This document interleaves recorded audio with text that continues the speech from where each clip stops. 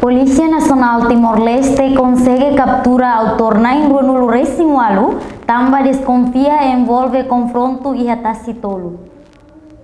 Comandante Pentel Município Dili Superintendente Sefe Henrique da Costa informa idaneba jornalista Sira foi cerimônia aniversário falintil Badala Ruanulu e a quartel general Fatuhada Dili, quarta-feira, loron rua fulan fevereiro tinan rihun rua Ruanulu Resin rua.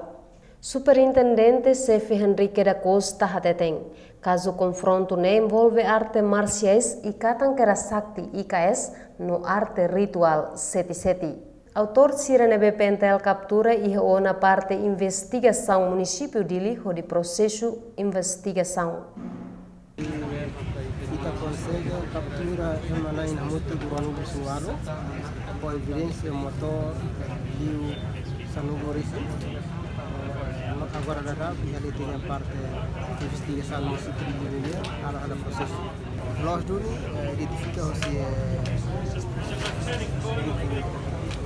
marciais itu artis ritualisme, maka envolve a ação e investigação agora lá o comando geral e o senhor comandante de operação samara na bahia líder se parte rua nele foi na surmalo na quartel geral para tudo explica basira atau bela controla ser membros atau bela evita que prevene problema.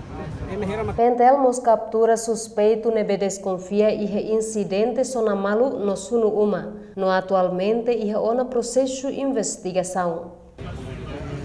Depois de mais de sintomas masculino, e mos incidente sonamalu e sunu mos uma ida, suspeito na persona capturada, agora ada processo.